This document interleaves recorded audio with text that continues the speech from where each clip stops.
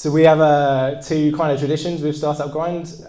We give Jake a round of applause for taking the time out to come and speak to us today. So we'll start right now. And the other is to not really give too much of an introduction on what he's doing and his story, because that kind of comes out in it. So I'm sure most of you have probably already heard bits and bobs about Jake. But we'll start right at the beginning and ask what you wanted to be when you grew up, and where did you grow up? Tell us, everyone. Yeah, so I grew up in a little town on the west coast of the South Island called Greymouth, which I don't know if, hands up, anyone been to Greymouth here? Wow, that's actually really surprising. That's over like half of the room. Wow, so it's a tiny little town. It's got about 12,000 people, I believe, and grew up there and went to primary school in Greymouth in my first year at high school, and then travelled across to boarding school at Christchurch Boys for a few years before moving up to Auckland after school. So I would say, like any kid going through the school system, I was I had 100 different ideas. I think I first probably wanted to be an astronaut, then probably a doctor at some point, then definitely a lawyer, and sort of a corporate business person. And that was kind of that was the plan. Was to go to university and study law and commerce, and come out of university and probably go and do that. So that's kind of what I was always planning towards when I was young. And then things obviously changed a little bit after that. So not the typical fireman, Spider-Man approach. You actually wanted to go to business school straight away. Yeah, I mean, when I was younger, I did. Actually, the thing I forgot to mention is pilot. That was probably my main sort of ambition when I was a young kid for many years. And I started learning to fly in Greymouth. I did about 20 hours of flying, went solo, and kind of was really working towards getting my pilot's license. So really wanted to be a pilot. But then I kind of got a little bit more serious as I got a little bit older at school. And that's when kind of the law and commerce, side of me came out. We have people on from like completely different backgrounds and stuff like that, and how they got started. You've got the not standard, but the kind of story you hear of someone at a real early age has the lemonade stand type entrepreneur story. Yeah.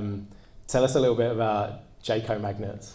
Yeah, that right. So my first business was J-Co Magnets, and it was when there was something out called, from memory it was called like Draco Magnets or something, and it was like a toy craze that happened when I was a kid. And my mum was very creative, and she's an artist, and she came up with this idea that she saw in a magazine to make these magnets, which was half marbles, glass kind of blobs, and then cut out amazing pictures from magazines and stick them behind with PVA glue so it dries clear, and then stick a magnet on the back. Simple as that. So I started making them and made hundreds of them and sold them outside the supermarket, and Mum would sort of drop me off when I was 7 years old and say, right son, go and sell some magnets. And I think I sold, generally I think an average day I'd maybe sit there for 5 hours and maybe make $40, which 7 years old, $40 in 5 hours was incredible. And I'd always go straight to the warehouse, because that's generally where I sat outside, and buy the latest PlayStation game or something like that. So I definitely wasn't good at saving. That was kind of my first business when I was really young.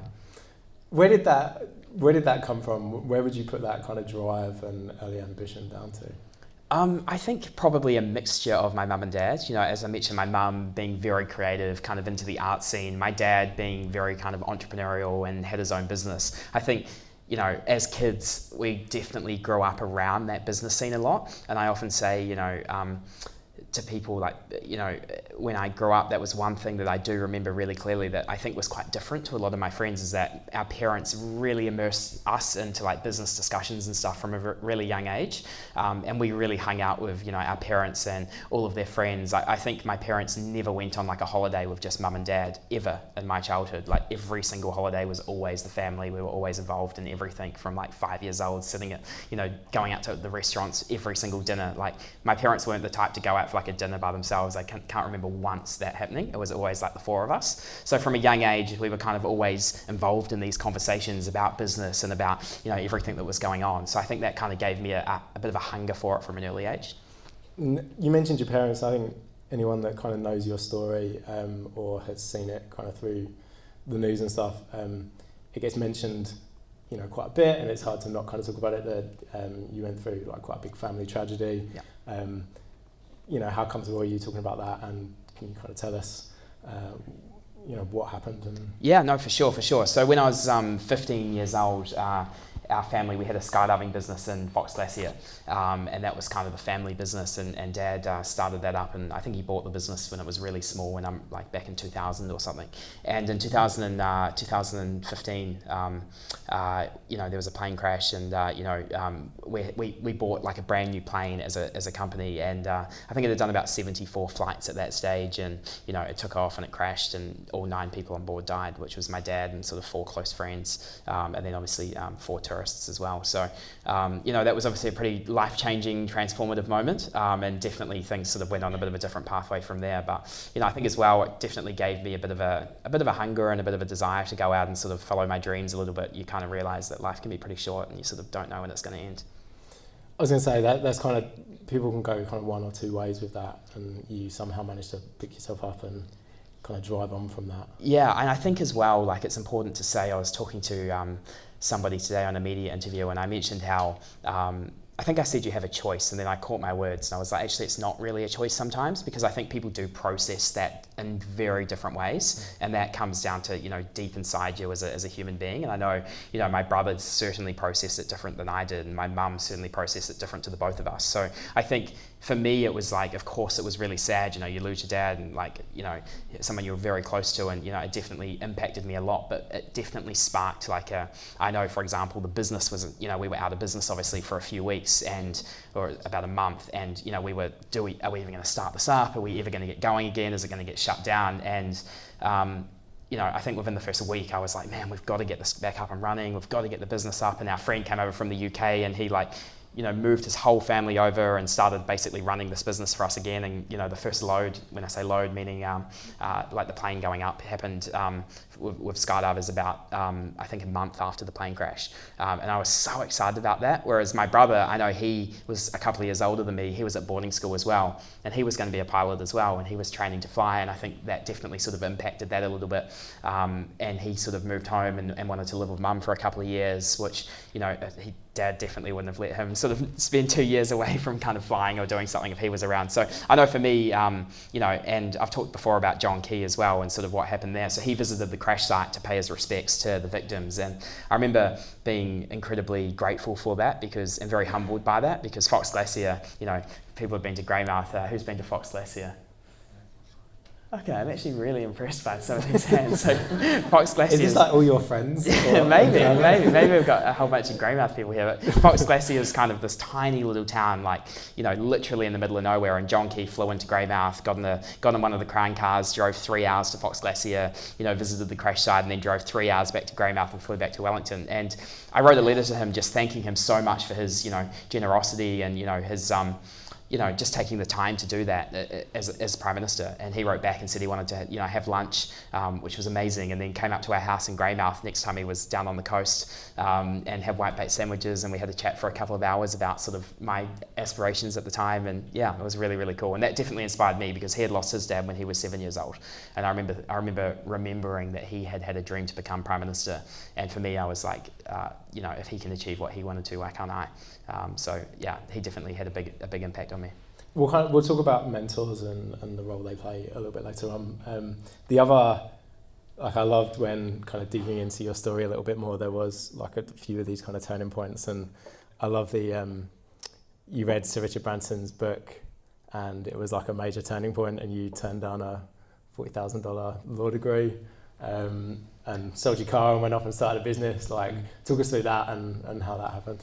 Yeah, so when I was at school, I mentioned the kind of law and commerce dream of going and studying the double degree. And, I was at the University of a seminar presented by the Dean of Law at the University of Otago one day, and it was at Christ College in Canterbury. I went to Christchurch Boys, and the Dean of Law got up and he was talking about law at Otago and how amazing it is and how we should all be doing it. And I finished he finished his presentation, and I went up and had a discussion. It just so happened that the young lawyer helping him with his presentation, who was a young graduate from Otago Law, had represented our family in the Fox Glacier plane crash in a court case we were sort of tied up in.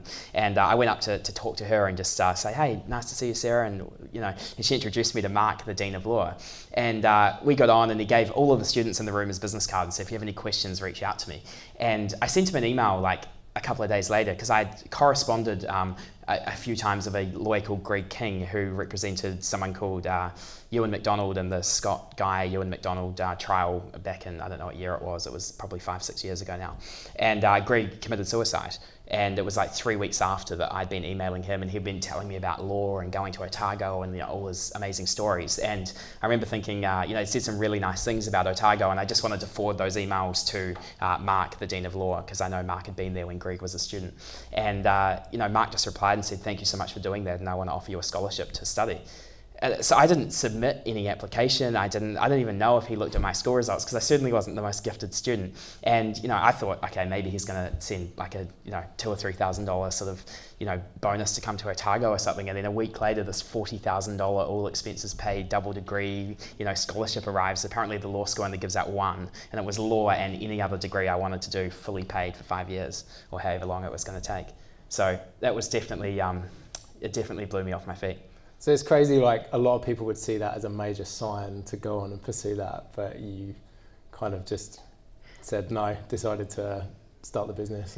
Yeah, I mean, when I got it, I remember obviously I was so excited and thinking, I think I deep down always knew I wasn't going to take it, but I remember being so excited to even be offered it, if that makes sense, and just thinking, man, this is so cool to even be offered this. And I obviously had a lot of discussions with a lot of people, my school, my mum, my brother, friends, and everybody, of course, is like, you've got to take the scholarship, And I thought, deep down, I really wanted to start this business after I read Sir Richard Branson's autobiography. And that was the single book that changed my entire life. And I'd read it and I was like, I want to start a business.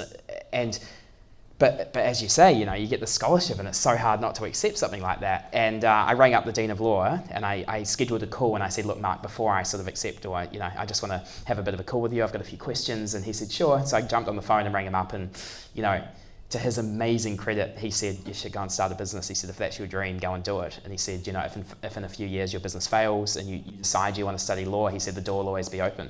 And I'll never forget that. And, we keep in touch today. We send each other a Christmas card and, we keep in touch. So what age were you then?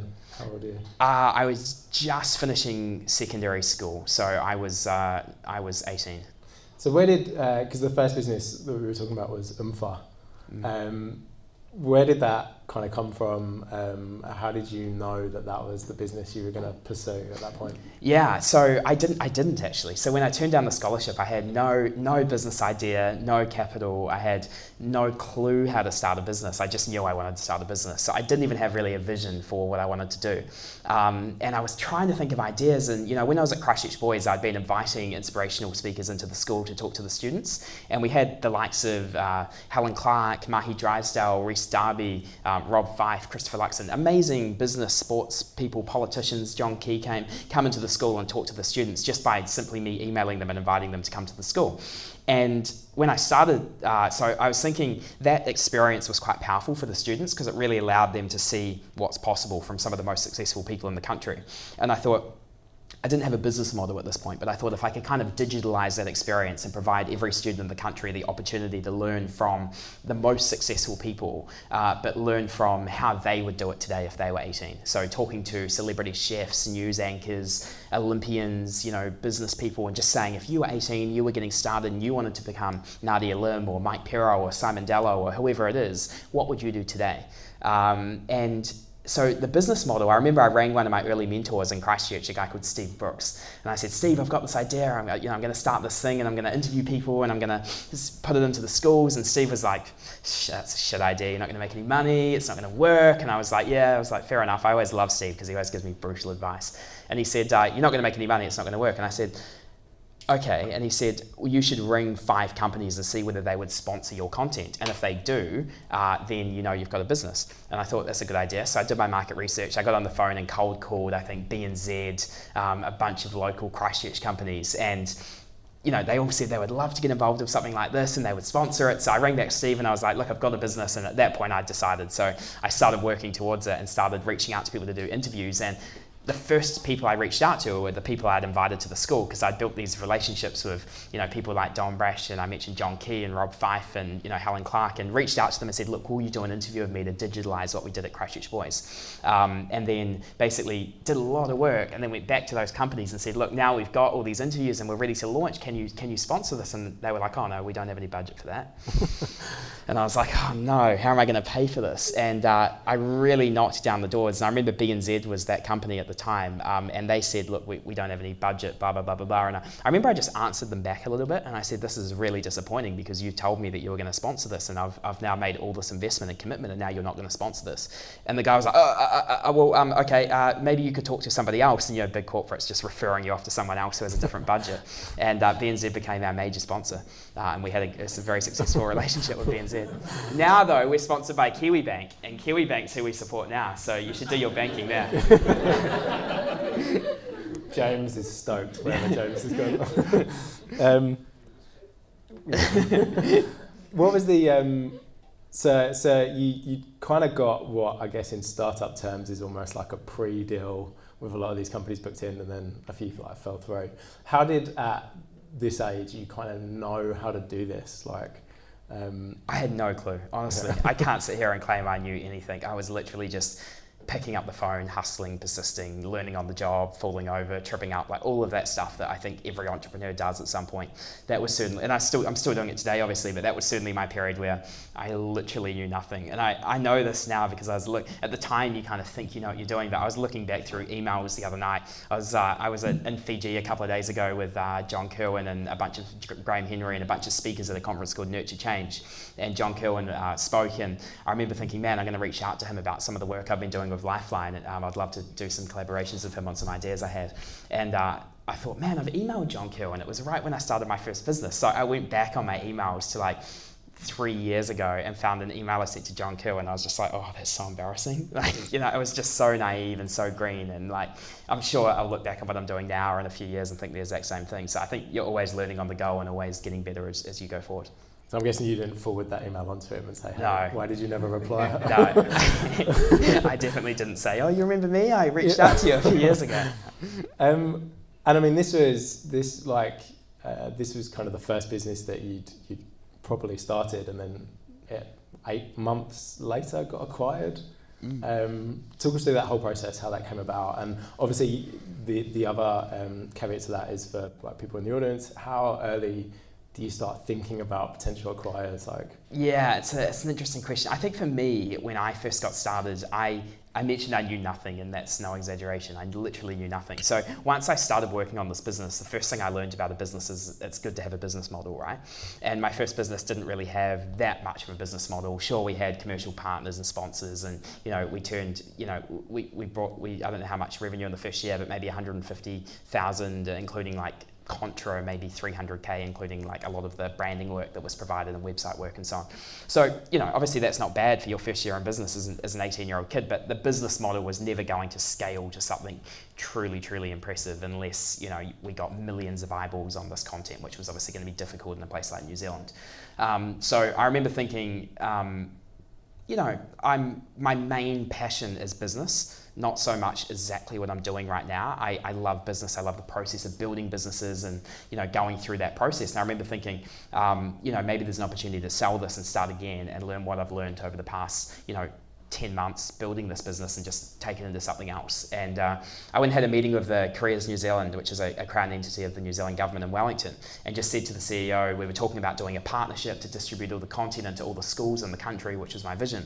And I said, well, why don't you guys buy this and just do it yourselves? And I just kind of looked at him and just waited for the response. And he said, oh, that's actually, I hadn't thought of that before. Oh, that's not a bad idea. And then from that moment on, we talked about that only.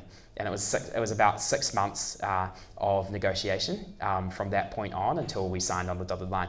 And it was a pretty fierce negotiation. You would think that for 18, it's going to be easy and you're just going to agree on a price and sign some documents. It was intense. It was there were, times when the whole thing nearly fell over and there was arguments both ways, and we were, trying to agree on price, and then we didn't get there, and then we had another meeting, and then we had a meeting where we sort of were trying to get to the final price. And I remember we had a lunch at Chibo in Parnell, and I was sitting there with the CEO, and I was like, we were talking about all the fluffy stuff around the edge, and I was like, Keith, how much are you going to pay for this? And he just gave him my pen. I said, write it down right there. And then, it got to a stage where we just wanted to like get the deal done. And I think Keith was feeling the same. I was probably being really naive in how I was approaching it, but I did have some mentors around me who were helping me with it. Ultimately, we reached a price I was super happy with. They were happy with as well. And then we sort of went through the due diligence process, and being a Crown entity in a government department, they were super, super conscious of any swear word said in any interview that I'd ever done, because all of the interviews were going into the schools, and they were like, we can't have someone saying shit or fuck in an interview.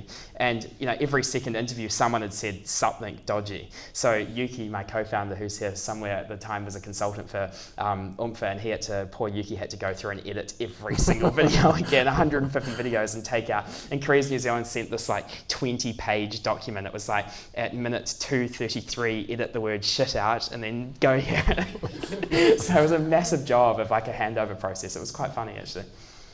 We'd be fucked. Yeah. Enough every interview. Yeah. So that all wrapped up, you ended up selling it. How quickly did Unfiltered kind of come in, which is Jake's business now? At what stage did that enter your head? And did you know during the process you were going to jump straight back into something else? Or? Yeah, well, I haven't actually told the story too many times, so I'll give you the full rundown of actually what happened. So the story goes that Unfiltered was sold. I went to the US for a 6-week holiday. I came back and started Unfiltered, which is true. But the sort of detail of that is I actually moved to Auckland in the process of selling Unfiltered to start a new business with someone I'd interviewed. And it was a guy called Sam Ovens, and we were looking at starting a business in the kind of online marketing space. And he was someone I interviewed, and we got on quite well. And he said, "Look, if you move up to Auckland, we could potentially start this business together." And I thought it was a really interesting opportunity, and it was. And I moved up to Auckland, and Sam and I started working on that. And we were going to be a digital marketing consultancy focusing on content marketing services and SEO and AdWords and all that good stuff. And that was the plan.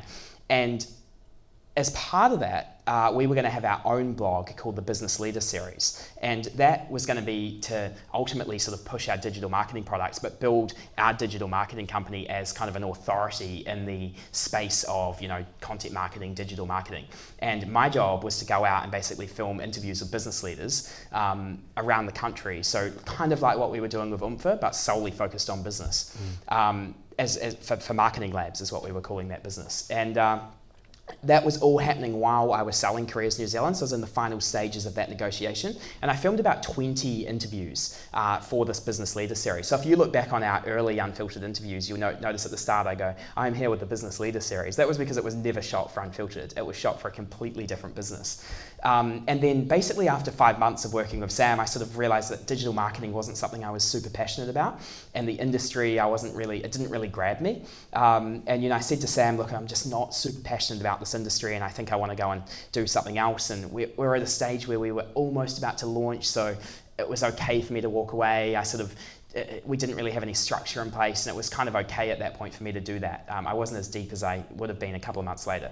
So Sam said, look, that's totally fine, and I decided to walk away. And as part of our kind of separation, for want of a better word, I got to keep those 20 interviews that I'd filmed with these business leaders. So I had these interviews sitting there. So I've just sold Unfiltered, the transaction's gone through, and I've got, made some money for my business, and I've got these interviews. That's all I had, I'm sitting in Auckland. And I thought, it was actually, I actually did an interview. One of those earlier interviews was with Eric Watson, and I interviewed Eric, and we got on quite well on camera, and it was great. And Eric said, I emailed him afterwards and just said, look, I really enjoyed the interview, and I would love to, keep in touch, and I'd love to catch up with you before you go back to London off camera. And he said, come to the Warriors game tomorrow, 2:00, come along and we'll see you there in my box. So I went along to the game, and I was like, shit, this is pretty cool. I only met this guy yesterday. I went along to the Warriors game and, had a great time. And I was thinking about a couple of new ideas at this point. I had a couple of ideas formulating of what I might do next. And Eric and I didn't really get to talk at the Warriors game. So after the Warriors game, I sent him another email and said, hey, thanks so much for the invitation. Like, if you have time to have lunch, just the two of us, before you go back to London, I'd love to talk to you about some of the ideas I'm thinking about. And he replied and said, come to my house tomorrow for lunch, like similar structure to the Warriors game. And I went out to his place in Karaka, and, we had lunch with a bunch of his friends. And I was talking to Eric and I was like, look, I'm going over to the US. I've decided to go on a 5-week holiday to go over to the US and sort of think about what I'm going to do next. And he said, do you have a place to stay in New York? And I was like, I don't. And I was in New York for a month. And he said, I can stay at my apartment, it's fine. I literally met him like 4 days ago. So here I am, this 18-year-old kid. I rock up to New York and, knock on the door of Eric's $20 million apartment in, downtown New York. And his son, Sam, is now, one of my best friends in the world. And Sam was there and Sam hosted me for a month and we had a great time. And we were looking at doing a food tech startup. So we were knocking on restaurant doors for a month in New York going, this is what we're going to do. We're going to change the way, food, we had this big vision for sort of bargain leftover items in restaurants sold cheap through this app. It's sort of like Uber, a bit like all focused on like food specials. And then we knocked on all the doors of all the restaurants, not all the restaurants, but a lot of restaurants in New York. And pretty much they said, there's so many food tech startups. Everybody's got a food tech idea. We're getting pitched every day for food tech stuff. And no, we don't want to buy your product. So Sam and I were like, okay, we're not going to do that. And I just had in the back of my mind, I've got all this content sitting here, these 20 interviews, and I want to publish them somewhere because these people have given us their time to do these interviews, but am I going to go and start my own platform again? I don't know if I want to get back into media. I've just exited the media startup. So I started negotiating with Fairfax Media and saying, like, maybe you guys could buy this content off me, or maybe we could start something together. And I was thinking of starting a business kind of advice platform, which became Unfiltered. And I thought Fairfax could basically be my co-founder and push all the traffic to it, so that would help with subscriptions. And then we would have a bit of equity each and we would sort of run it together. And they were really interested in that idea. So Fairfax and I negotiated for about maybe 5 weeks. And then basically in the end, they said they only want to do it if all the content can be hosted on Stuff. And I was like, I'm an entrepreneur. I don't really want to build the value of your company. I want to start my own company. So you guys can do it with me or not. And they said, it's got to be on Stuff. And I said, thanks, but no thanks. So I walked away. Unfiltered was a name we came up with together and started Unfiltered with Yuki. So we started Unfiltered once I got back from the US, and that was about, I think we did about 3 months of kind of getting the platform all built out, getting our first sponsors, first customers, and then built Unfiltered. So Unfiltered was a massive pivot from a digital marketing startup to trying to flog off the content to deciding to actually do it. Yeah. And you went the SaaS model for Unfiltered, which is the kind of monthly subscription, software as a service, which is always really tricky to get pricing right. How did you, how did you do that? Did you experiment? Like, did you kind of say to people up front, this is it, and hope they kind of went with it? Yes. Are you still experimenting with it? Like, always experimenting.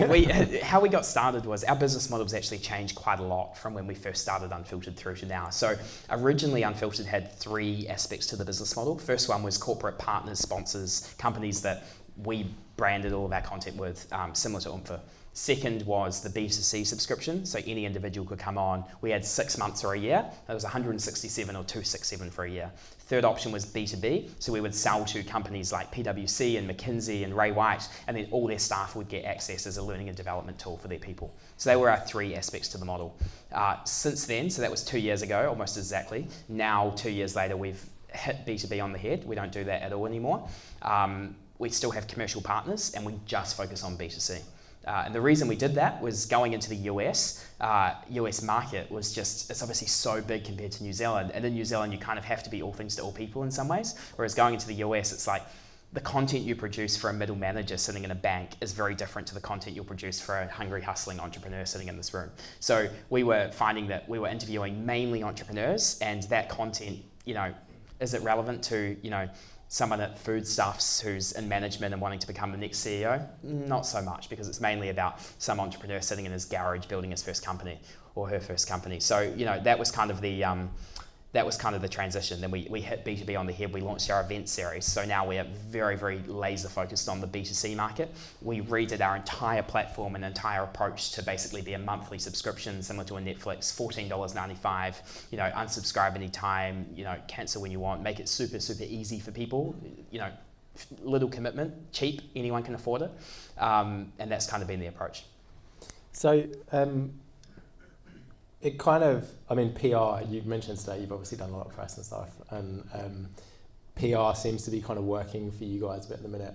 What are the kind of major success metrics that you obsess over, and what's moving the needle for Unfiltered? And like obviously here and moving into the States as well, which as you mentioned is huge. Like How has the approach changed on that as well? Yeah, the single biggest success metric is how many people are subscribing. That's the one we obsess about. That's the single metric we have on a big screen in the office that we all sort of drive towards. And, that's B2C subscribers. That's our main success metric. Other than that, obviously PR is great. PR is a great way to kind of drive that.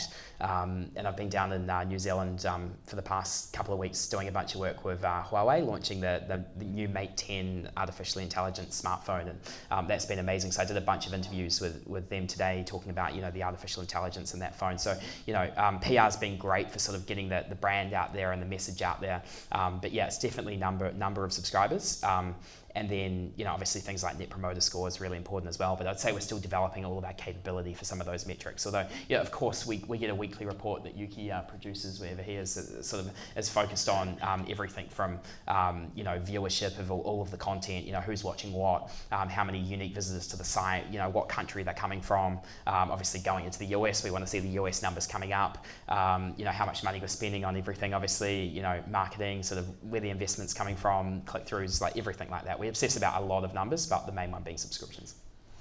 How's your approach to kind of just emailing people and then majorly just coming back to you pretty much? How has that changed moving into the States? Have you had to change tact a little bit, the difference between kind of Kiwi entrepreneurs, because you've interviewed quite a few here, Tim from 90 Seconds and stuff like that, and then you've also interviewed Sir Richard Branson, you've also the Sam Altman from Y Combinator. Have you had to kind of tailor the approach depending on where they're from and where you're kind of launching into, or is it still just email? I would say the strategy is exactly the same, which is 90% cold email, 10% introductions. And people, that always surprises people because they go, you can't get these people by getting, by reaching out cold. Honestly, I reach out cold to everybody. You can guess anybody's email in the entire world, maybe except Oprah and sort of the big movie celebrities. They're all, like, if anyone works for a company or founded a company, like, you can email anyone. I can guarantee you, like, the billion-dollar founders of every company, we can sit here and guess all of their emails. I've got a bunch of tools that tell me when I've got the right email. And I can see when they're opening the email as well. So, I'll generally guess an email and I'll send it. No one will reply on the first go. Second go, few people reply. Third, few people. 4. You start getting 4 to 5 follow-ups and everybody starts replying because they're like, he's not going to give up. He's either going to, I've got to either say yes or no. And then people hate saying no. So then you get a lot of yeses coming through at that point. So it is relentless. Like we don't give up. And you're often sending that last follow-up. You might be onto the 10th follow-up. And I know Peter Thiel is an example. Obviously, the billionaire kind of super successful Facebook investor.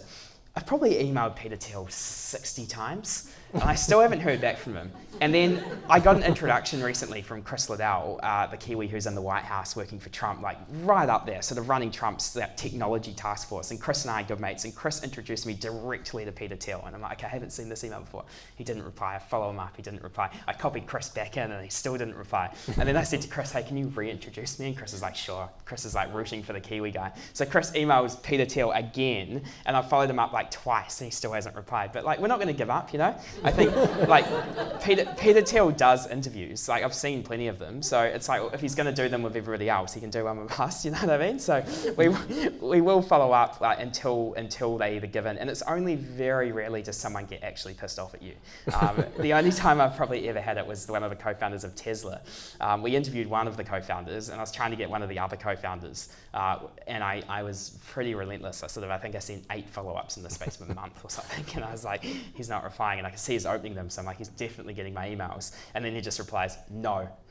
That's all it says. No. Was it Elon? It wasn't Elon. But we're about to interview Elon's brother, Kimball Musk, in a few weeks in Denver. So I'm looking forward to that. Cool. I was if that was Elon, I'd be impressed. Even to get the no. Would be awesome. Yeah, exactly. So you raised a successful round as well for Unfiltered. It was over $1 million, 1.7? 1.2 Kiwi, yeah. 1.2 Kiwi, yeah. Talk us through that process. How did that come about? When did you know you needed to raise? And was the money specifically to kind of scale into the States? Yeah, first bit of advice, raise before you need it. We definitely didn't do that. So we got to a stage where like, we need to raise money now.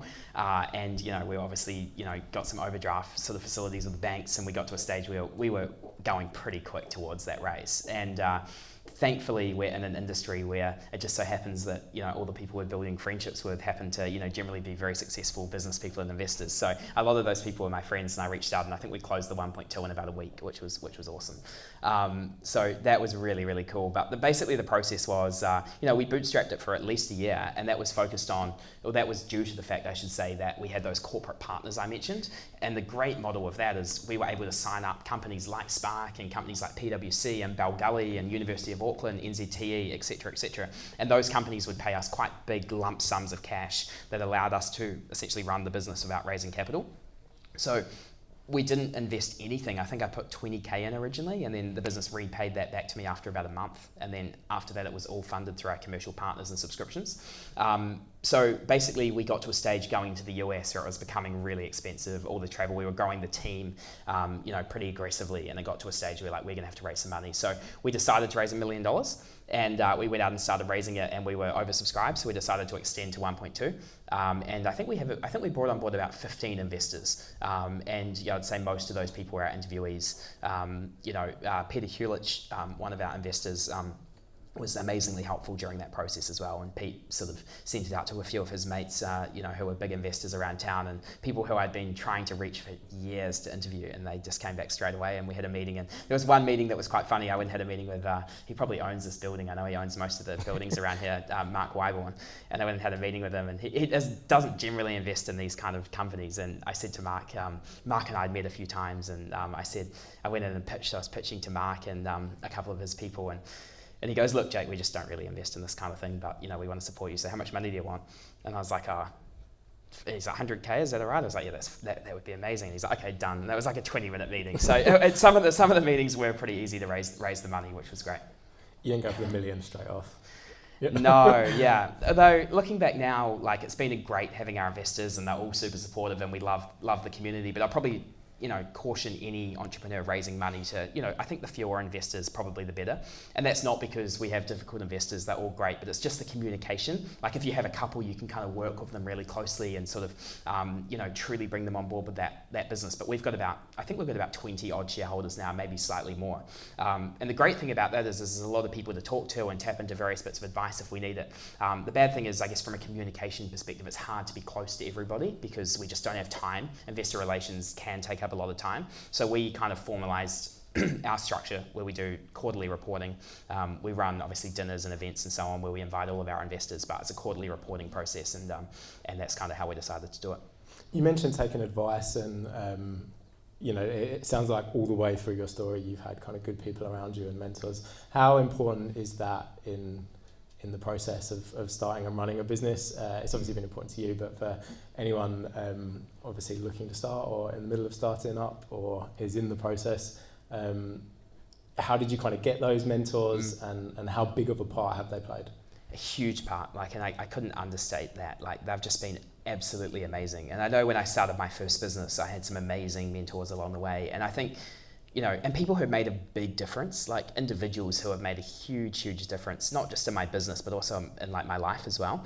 And the three I'd probably quote in that would be a guy from Christchurch called Jeff Cranko from a company called Strategy Creative. Huge part, he helped me negotiate my entire sale of Umfa. He, told me that I should go and double the price I was going to go in originally. Things like that, have ultimately made a massive difference in everything. Mike Pero was incredible. He invited me into his office. I worked from his office for 6 months while I built Umfa. I had dinner with his mum every night because he didn't have time to go and have dinner with her. So he sent me over to her house and paid her $10 a meal, and she cooked me a healthy, nutritious meal every night. Incredible people who are, like family. And then I mentioned Eric Watson earlier. He's been a huge support, and, just obviously invested, but in terms of just, as on a human level, just huge support. So I think in terms of getting those mentors, I think there's two ways. First of all, they don't all have to be officially your mentor, if that makes sense. So if I look at, say, Eric, my relationship with Eric, I've never said to Eric, I want you to be my mentor or anything. We've just became really close through my relationship with his son, through, family, it's almost like family, But I know when I started Umfa, whenever I interviewed somebody who I really liked and really resonated with and really wanted to stay in touch with, I'd quite often just flick them an email and say, look, I'd love for you to be a mentor and love to keep in touch. And, being naive, obviously you don't want too many mentors. I probably did that 30 times. So I probably had like 30 people who said that they would be my mentor. And I look back now and you're like, how does it even work? Well, now they're just all good friends, We catch up when I'm back in Auckland, we go out and we have parties and we have lunches and we all keep in touch as friends. But when I was young, I was like, man, I want to surround myself with like the best people, and like I want it to be like an official kind of mentor relationship. And I think that's important. I think you do want that with a couple of people who are truly invested in your business. Invested to not necessarily money. I more mean like really invested personally to really help you and really want to and truly understand it. So we decided to formalize that kind of advice mountain, if that makes sense, because there's so much advice, and that's something I've probably had at times is maybe too much advice, and everybody's got different advice, and you're like, man, who do we listen to? And I know we've got a CEO in our business, and he often says, man, everybody gives us advice, like everybody, because that's always how I've worked. I've just had so many people around me giving me advice, and he says we just need to make some of our own decisions sometimes because there's advice coming from every angle and everybody's got an opinion on what we should do and how we should do it. And obviously we're super grateful for that, but we decided to kind of formalize that to make it a little bit easier by putting a board in place. So we appointed two of our investors, Rob Fife, Kevin Roberts, to our board as directors, and obviously we have a proper board structure now where we meet once a month, and they obviously advise us from sort of professionally, which is great as well. And talk us through some of the, because you said obviously you've been back in New Zealand and you mentioned a little bit of it earlier with the phone, but like talk us through some of your the ambassador work you've been doing. Yeah. So I've been doing a bunch of work with several companies sort of back here, and one of those being charitable. I've been working with BMW for a bit. They're a sponsor of Unfiltered, and we work together on a personal level as well.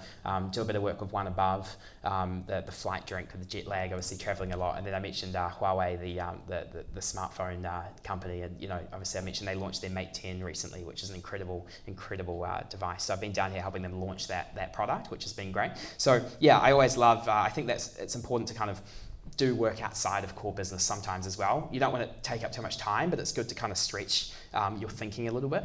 So I've really enjoyed those projects. And then Lifeline, obviously, we're going to talk a little bit about that later, I think. So yeah. You and like the reason I ask is because you've done kind of so much, and even today you mentioned like this is like the fourth or fifth kind of speaking thing you've done.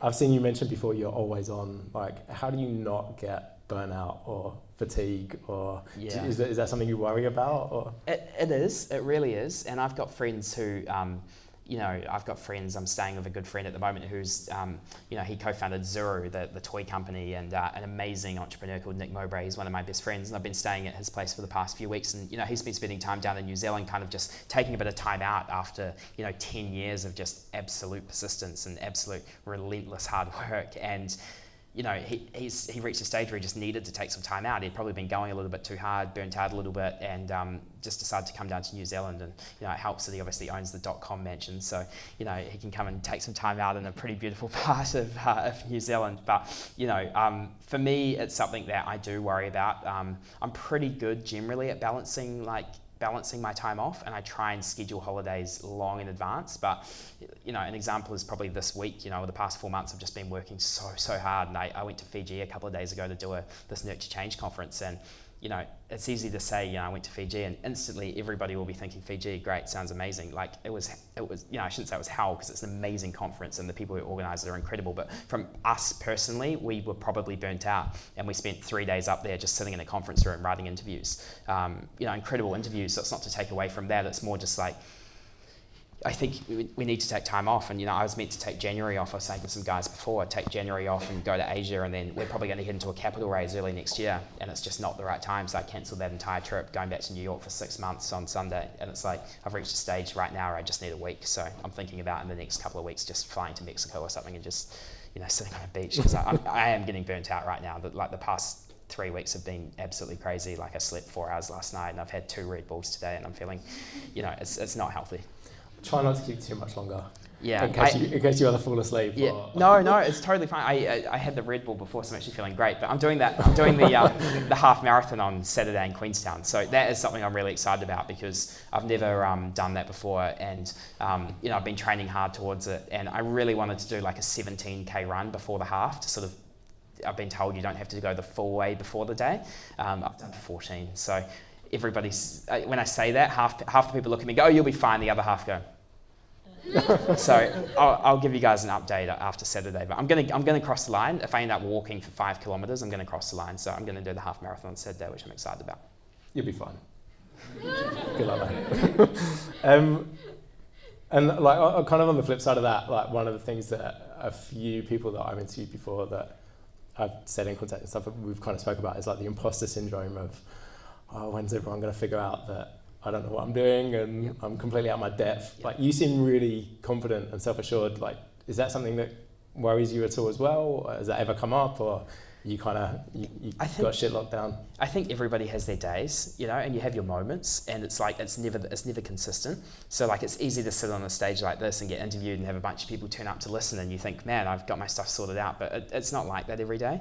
You know, quite often I'm just like, what the hell are we doing? You know, we're going to run out of money. You know, we're going to need to raise capital now. We need to, you know, this isn't working, or this is, you know, and it's like you doubt yourself every single day, and I know I'm definitely like guilty of that, for want of a better word. Like it's you know, it's definitely not waking up every day and thinking I'm in control of this. It like feels out of control half the time. And that's just, I guess that's the way of it. I often think maybe I know a lot less than everybody, not a lot more. And I often see my peers and I often think, you know, some of them are doing, you know, incredibly well, and I try not to compare myself to people. But I often think, man, I just don't understand anything. So I certainly doubt myself massively, like every day. I want to make sure that we've got time to do Q&A as well, because I'm sure everyone has a lot of questions. But I mean, on that kind of note, I'm sure there's at least half the people in this room that feel that way as well. What would be your kind of best advice for, if there's like one golden piece of advice that you'd pass on to any entrepreneurs, founders, anyone looking to be an entrepreneur in the audience? I'd probably say 3 things. First is keep moving forward. I know that's a simple bit of advice and it's cliche and, you know, everybody says something like that, but like you literally just have to keep moving forward. And there's certain days where like I just don't even, like, I doubt myself massively, as I mentioned, and I truly do. I'm not just saying that. And it's hour to hour, you know, it's not day to day. It's sometimes like half an hour to half an hour. And it's like you just don't even really want to do it sometimes. And it's not that you have lost passion, it's more just like you do go through the roller coaster of success, and you know there are a lot of times that do suck, and I think during those times like you just have to go one foot in front of the other, half an hour to half an hour, get the next paragraph written of the next interview, you know, do the next, you know, whatever it may be, you know, just go from thing to thing, just get it done, just try and stay the strategy, and then once you're in a clear headspace you can reevaluate where you're at. So keep moving forward is definitely number one, super important. And I think to that point, I think so many people give up like just before, you know, and it's like when you give up, like, I think that's the main thing is like these entrepreneurs I've interviewed, and you know, I've interviewed 400 odd people now. That's probably the number one thing is they do just keep going through the failures, through the hard times. And I think so many people will give up just before that they're gonna, you know, you never know, you might get that deal the next day. It's like, don't give up too early. That would be number one. Number two would be persistence is everything. And I know those kind of relate, but by that I mean no one will say no the first time. Yes, the first time, sorry.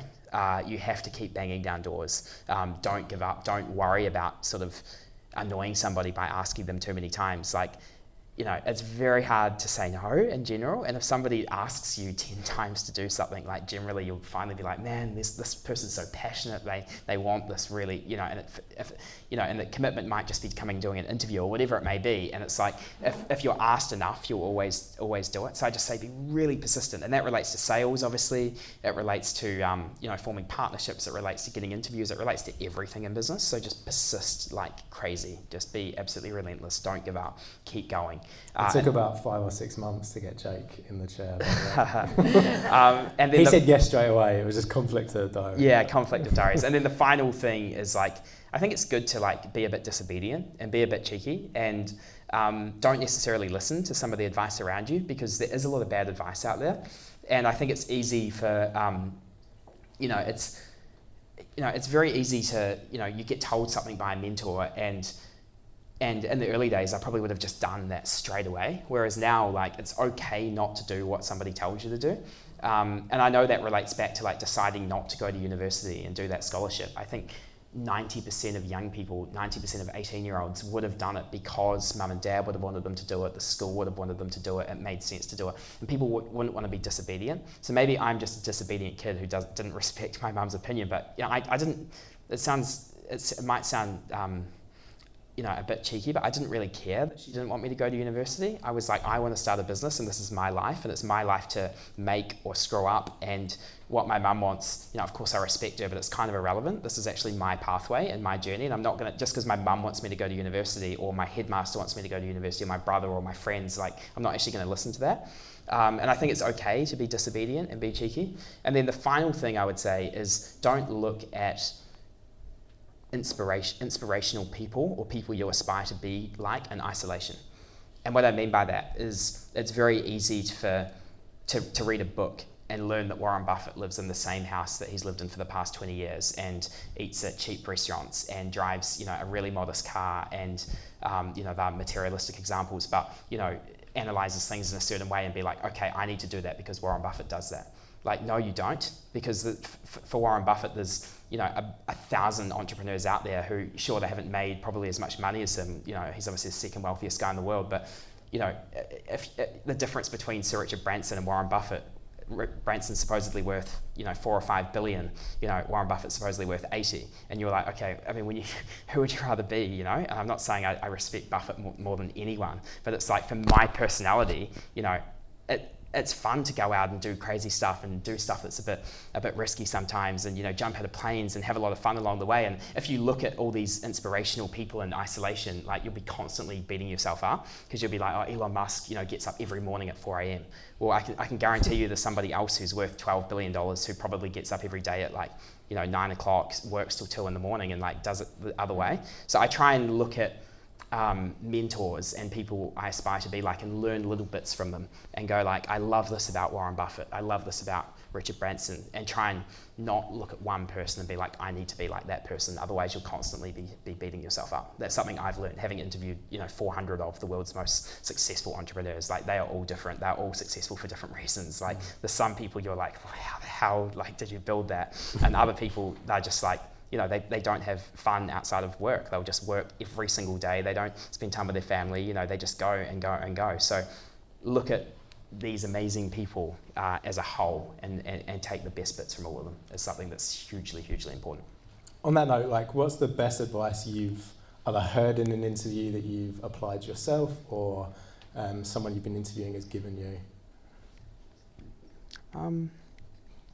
Man, there's so much advice. In terms of something that probably comes back to, and I actually give this to credit to the guy I nearly started that business with, Sam Ovens, and he's someone who we keep in touch loosely, and it's someone who I remember the interview we did very fondly, and that the advice he gave was really, really good. And I learned this lesson from him, and I always credit him to that. He said, fix a painful problem in a specific market that somebody's willing to pay for. And that's so important, because it's so easy to get in the shower and come up with the idea for the next Facebook or the next Instagram or Snapchat and be like, I'm going to build this. And, maybe you will, and some people do, but 90% of the businesses in the world, I think, are built around solutions to painful problems. And Sam kind of taught me this 4-step plan of market validation in terms of going, what is the industry that you're building this in? So it might be the legal industry. You might be building a product for lawyers. If you know that, then you can go out and speak to every lawyer in the country and you can say to them, this is what I'm planning on doing. Is this a painful problem that you have? And they'll give you that feedback, and who your market is, who you're selling to. And if it saves them time and money and frustration and stress, they'll probably pay for it. So I think it's important to get market specific, make sure it actually solves a problem. I always stress that, solve a problem. If you solve a problem, people will pay for it. If you don't solve a problem, it's an uphill battle. And we question ourselves on this every day as a business. Is the problem we're solving big enough? Is our value proposition great enough? And it's something that we obsess about, and we can probably do a lot better at. in terms of a business, and we're always looking at new ways to make our value proposition greater for someone to actually enter their credit card details and sign up to Unfiltered.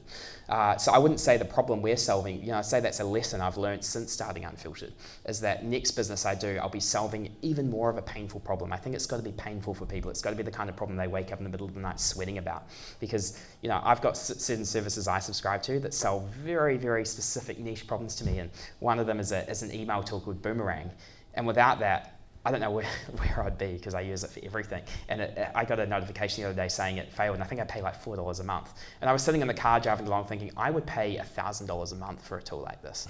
Like literally, like don't send that back to Boomerang, because they'll probably target me for a massive price increase. But it goes to show you that people will really pay for stuff that fixes a problem. So that's what I'd say. Preaching to the choir, right? Yeah, definitely. Yeah. We'll open it up to Q&A just in a sec. I just wanted to know, because you mentioned about Lifeline, and some of the stuff you've been doing.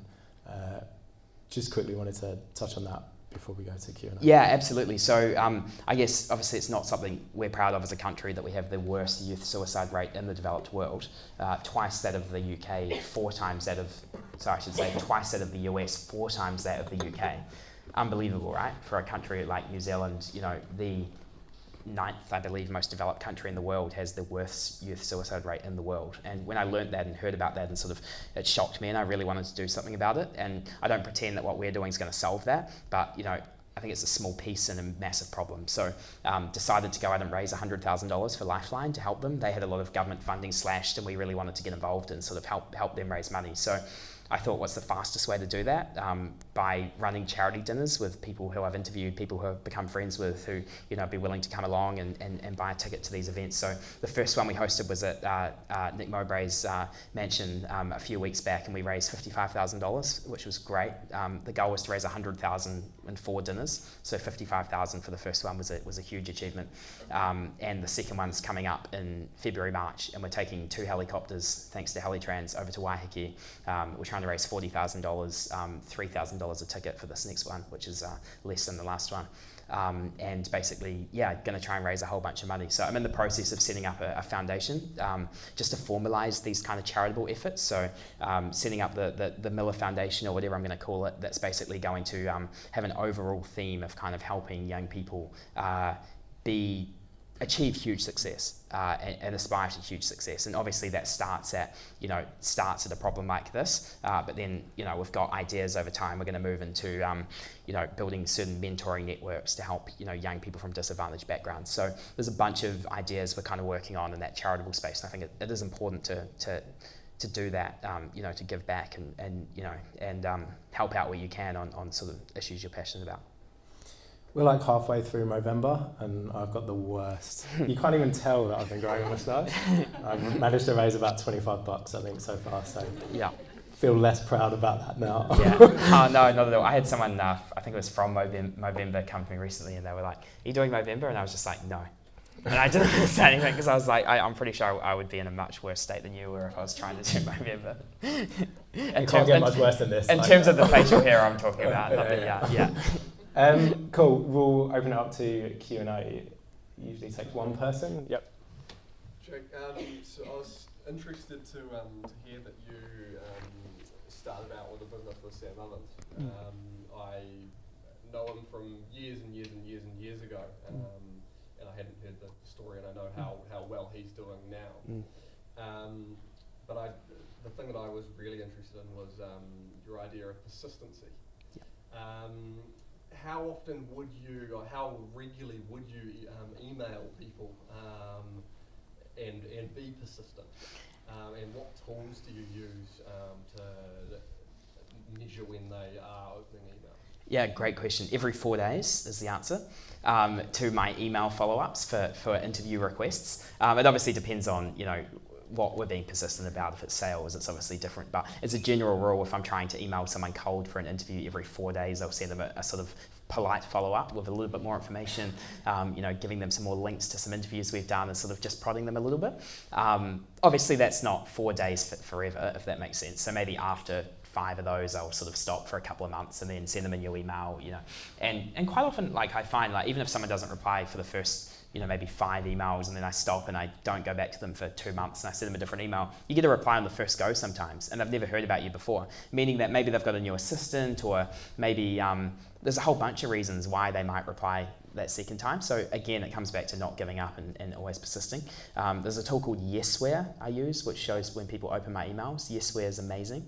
And I use one called Boomerang I mentioned, which is a follow-up one. So so basically whenever I send an email, let's say I'm sending an email in regards to, it could be anything. Let's say it's an interview, and I go, okay, I want to follow up that in 4 days' time if I don't get a reply. I just click a little box on my Gmail that says how long I want it to be until it comes back to me. You can select the time period, so just go 4 days, and then in 4 days' time the email will just re-forward to myself. So it comes to the top of my inbox. So then I can go, okay, open it again and send a follow-up. Another 4 days, comes back to the top of the box. So it's just a follow-up, because otherwise you're sending all these emails and they're disappearing, and I don't know how people do it. Do they keep a list of everything that they're trying to follow up on? That's what I used to do.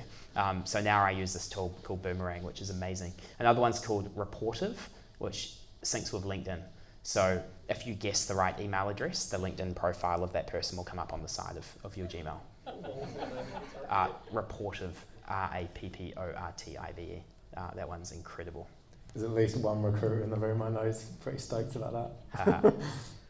So the other 3 I use, I'm sure I know for every one of those tools there's 10 competitors that do just as good a job, but the other 3 that I've used have been good for me. Cool, thank you. No worries. Yep. I was curious when you started discussing about self-doubt, and I was just wondering how you dealt with that.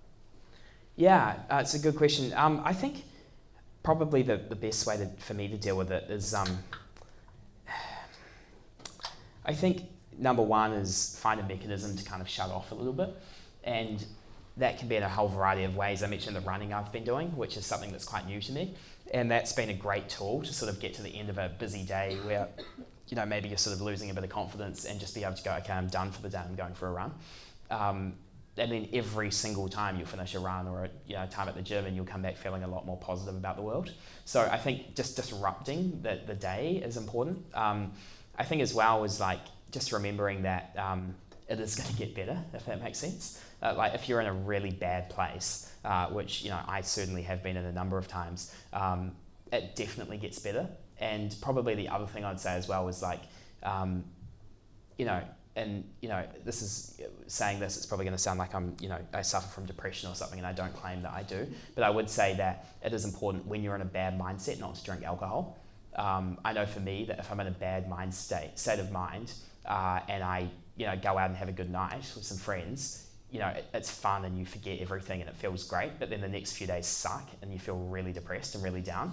And I know that's of course, every human should know that, and we don't listen to that. But when I'm in a bad state of mind, and I would say over the past few weeks I've been in a pretty bad state of mind in terms of I feel like I've been burning out a little bit, I just have tried not to drink at all. Maybe a glass of wine here or there, but not drinking at all. And I broke that rule in Fiji, and I had quite a big night out, and then the next day really sucked. And it's, obviously if you're in a good state of mind, you go out with friends, you have a big night, of course it sucks because you feel hungover, but it doesn't suck, and that it doesn't really get you down, if that makes sense. So, that's something I try and do as a general rule, is don't drink alcohol when I'm in a bad state of mind. Other than that, I think it's good to have some form of escapism as well. And if that's not alcohol, maybe it's reading or something like that. So I know for me, I read a lot of fiction. I don't really read much non-fiction at all anymore. And I think that's probably quite unique about what I do, because I know most entrepreneurs will read a lot of business books. I haven't read a business book in over a year. I've been rereading the Harry Potter series. And it's quite nice to be able to come back from a really sucky few hours and escape to Hogwarts for a few hours. Yep. How do you mentally deal with competitors? Yeah, I think probably I used to obsess a lot more over what a competitor was doing and beat myself up for maybe not making the move that they had made, or sort of not thinking ahead of that. And I think it's important to focus on your own shit, I always say, and obsess about your own business and how you can be better as a business. Of course, it's good to have a macro understanding of what's going on in the market and what your competitors are up to, but I do think you can obsess to a point that's unhealthy with competitors. And I've certainly got friends who have tech companies, and I'm not saying they're wrong and I'm right, but I do see them obsessing a lot and getting really upset about, their competitors and certain things that are going on, and it's just not healthy, because there's always going to be competitors, I think, in everybody's space, and no matter how good you are, that's probably always going to be the case, even for the best companies. Like if you look at like Uber, right? Uber's it's one of the most valuable privately held tech companies in the world, if not the most valuable maybe. Lyft is an amazing company, and I don't think they would be sitting around every day just going, oh my God, Lyft's making me so upset, So I think it's important to realize that the world's a big place and that there will be competitors, and it's good to know what they're up to and obviously where the market's going, but focus on your customers and what your customers want, because they can give you a lot more valuable insights than your competitors, I think. Can you tell us about market validation? Yeah, market validation. Sorry, one more time. Yeah, just going through your 4-point plan. I want to hear the other 2 points. Yeah, no, it's a good question. So I think so I've got to remember the 4 points, but I think it's been a while since I've talked about this. But number one is obviously I think a lot of people come up with 100 different ideas, and at any time, every day, they might think of like 10 or 15 different business ideas. And I've never been one of those people. Like, I'll think of new ideas occasionally, but since I'm generally obsessed about what I'm working on, 100 ideas aren't coming into my head every day. So quite often, when I've been in between businesses, which has happened once, I actually just chose an industry. I looked at law, I looked at real estate, I looked at there's another one I looked at one point. Law and real estate were definitely two though. And I think I emailed 100 lawyers at one point. Because you can get all the emails, right? You just go onto all the legal websites and lawyers have all the emails there. And I just emailed 100 lawyers and just said, hey, my name's Jake. I'm a young entrepreneur. This is what I'm wanting to start a new business. Can you just tell me what are some painful problems you have in the legal industry? What would be a good business in law? And then people came back to me, and I followed up a few times, of course, and I got some really interesting responses back. So that's kind of number one, is like an industry is really important. And then number two is to obviously go out, talk to the people in the industry, work out what's keeping them up at night, work out what's frustrating them, and then work out what they would pay for. Obviously start putting that together. And then the next one, which is the most important part, and I think I've skipped a step somewhere because this is getting to 4. No, this is actually 3.